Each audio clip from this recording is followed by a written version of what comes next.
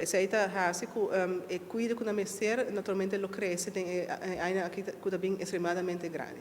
Pensei mês ao nós mês começa a preparar, riba aqui nós lo vai enfrentar nos meses ainda cuida bem. Não somente com a casa de cuida verdade mas suficiente cama não para acaparar e não começar de cuida intensivo, mas também nós mês tem personal em dienst que está adequado. Que tem opleiding adequada, que tem trato adequado, que tem pago adequado. Então, esse é um challenge riba so mês super grande.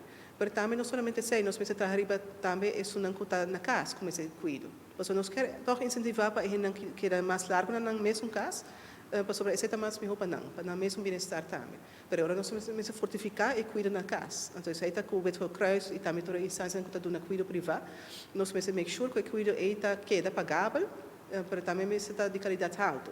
Sobre agora com pessoa me se cuida da casa, naturalmente, e me se cuida também adequado. Porque senão, já vou estar também não passou para falta de conhecimento, quizás falta de outra maneira, não está hier in, portar living mates que ainda não sabe como cuidar adulto maior, então botar aí problema agora. Pero pensamos nós me se fortificar e understeunen também cuida na casa.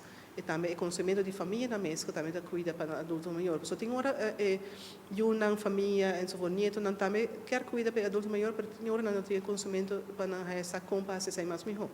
Então, esse nós tem evento na outubro, então onde o comentário mais importante também quando não tem manto zorgos na maneira de orientar, também tem necessidade de mais training de compra, fazer cuidar mais melhor.